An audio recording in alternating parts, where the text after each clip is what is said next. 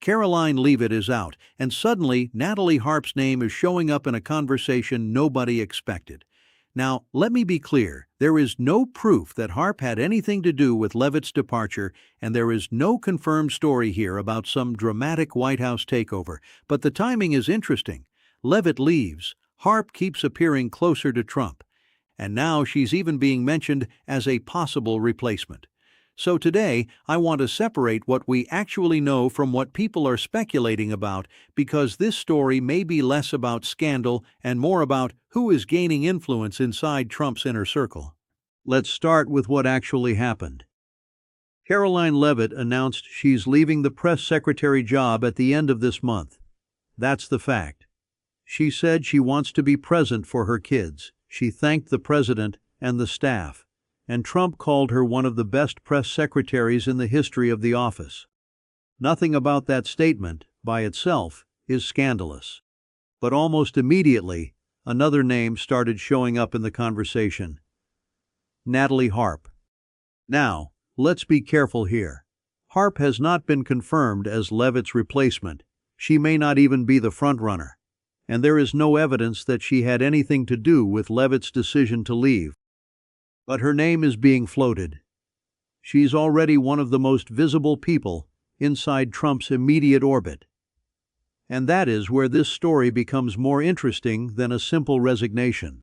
Because in Washington, when someone leaves a chair this important, the real question usually isn't just who walked out. It's who suddenly looks closer to walking in. Washington can turn an empty chair into a succession crisis before lunch. And that's exactly what's happening right now. Within hours of Leavitt's announcement, a list of names started circulating, some obvious, some surprising. Deputy Press Secretary Taylor Rogers, communications veterans like Anna Kelly and Margot Martin, outside names like Alina Habba and Scott Jennings. Even betting markets got in on it, listing contenders that range from Kennedy Center officials to the president's own daughter-in-law. One name kept resurfacing more than most: Natalie Harp. I want to be precise about what that means and what it doesn't. She is not a confirmed replacement.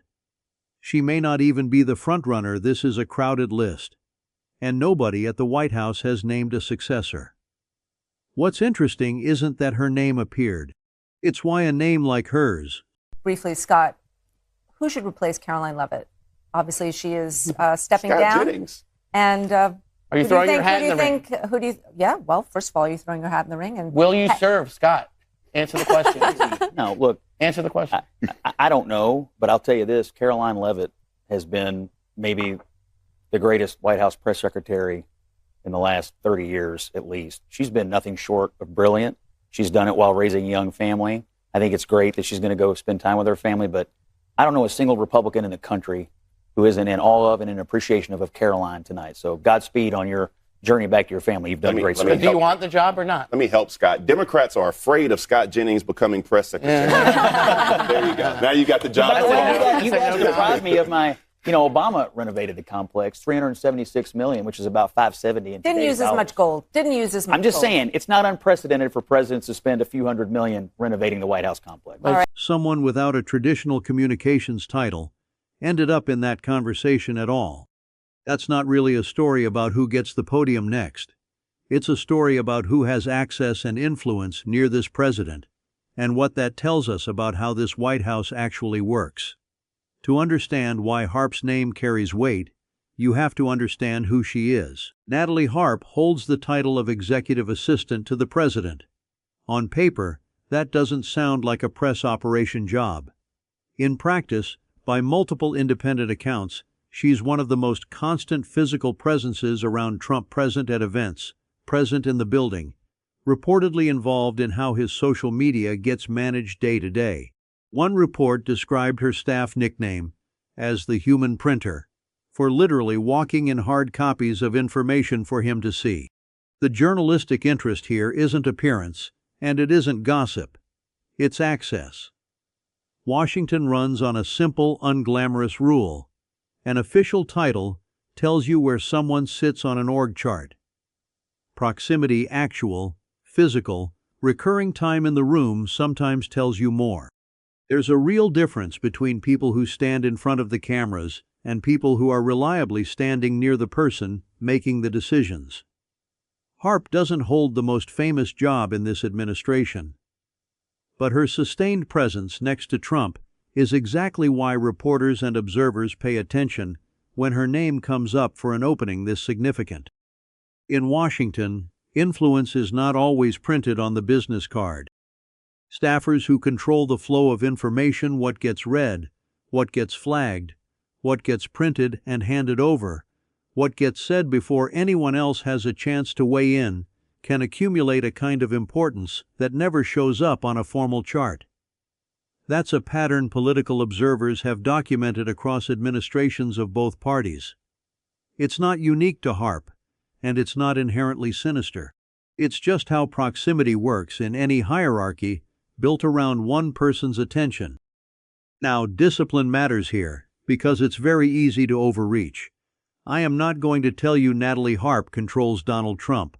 I'm not going to tell you she replaced Leavitt emotionally, politically, or in any other sense. Nobody has been replaced yet. Proximity is not causality, and I'd ask you to be suspicious of anyone who tells you otherwise with total confidence. A photograph can show you who was sitting next to whom. It cannot tell you why somebody resigned. That distinction matters more than usual right now, because the internet has already tried to answer that why fast, and with far more certainty than the available facts support.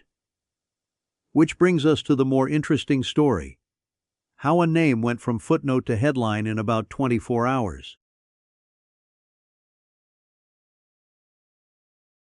Here's how this works structurally in 2026. A high-profile staffer exits. Images and old clips start recirculating. A separate figure is already known to be close to the principal. Add a prediction market listing names, add social media, and you get a fully formed narrative before anyone has produced actual evidence for it. The machine doesn't wait for confirmation. It was never built to. It's worth separating four different things that keep getting flattened into one: fact, reasonable inference, rumor, and political entertainment. Leavitt's resignation is a fact. Harp's documented closeness to the president is a fact. That her name is being floated as one option among several is also a fact. Whether that closeness played any role in the timing of Leavitt's exit, that's not established. That's speculation dressed up as insight. The internet looked at a handful of people photographed near each other and apparently decided it had completed a full White House personnel investigation. There's a separate circulating claim, a widely shared video, allegedly showing tension between Leavitt and another aide before the announcement. I'll say plainly, that clip has not been independently verified, and I'm not going to treat an unverified video as evidence of anything. If it holds up, it becomes part of the record. Right now, it's a rumor wearing the costume of a fact. I understand why these stories work as well as they do. People understand politics through people through loyalty, rivalry, and access far more intuitively than they understand staffing memos or organizational charts. Trump, more than most presidents in memory, has built a public identity around exactly those dynamics: personal loyalty, visibility, and competition for his attention. So any shift near him is going to get outsized scrutiny. That's not a flaw in the audience. That's just how this particular White House has trained us to watch it. But interesting is not proven, and I think that distinction is worth holding on to through every cycle of this story, not just this one. I'm perfectly comfortable telling you that something looks interesting without pretending I know what happened behind a closed door. Maybe the real story isn't a personal drama at all. Maybe it's something more structural, how this president actually organizes the circle of people he trusts. That's worth 15 minutes more than the rumor is. Let's shift the lens from Leavitt and Harp to Trump himself, because that's where the more useful analysis lives. Trump has, across a long public career, consistently rewarded a specific combination: visible loyalty, constant defense in public, and comfort operating inside his highly personalized style of politics. That's not a psychological diagnosis. I'm not going to guess at what's happening in anyone's head. It's an observable pattern in how this White House and prior Trump operations have distributed responsibility and trust. Every administration has a formal org chart. Most presidents also build a second, informal one, a circle of people they actually rely on day to day, which doesn't always map cleanly onto titles. Some people get influence because of their position. Some get it because of access. Some get it because they understand exactly how a president prefers to receive information, in what format, at what hour, without friction. That's the lens through which Harp's name becomes genuinely interesting, not necessarily because she'll end up behind the podium, but because her place inside Trump's daily orbit might say something about how this particular White House allocates trust.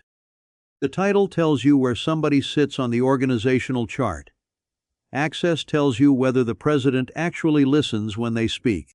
Now compare the two roles directly. Press secretary is one of the most exposed jobs in government daily, adversarial, on camera, under a microscope for every word choice. A close personal aide's job, by contrast, can be almost entirely invisible to the public. Those are different skill sets.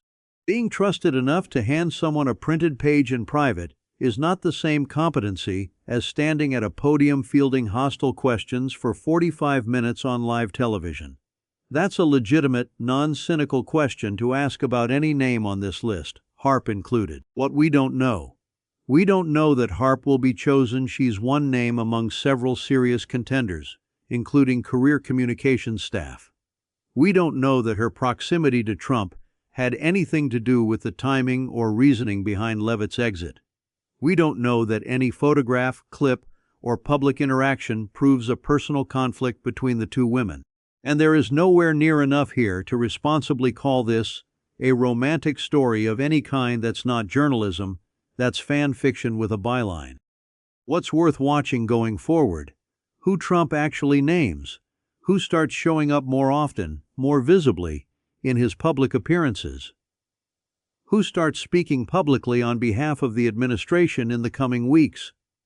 Whether Harp is given any new formal responsibility, communications-related or otherwise, and most of all, whether what is currently speculation starts producing actual, checkable evidence or quietly fades the way most Washington rumors eventually do.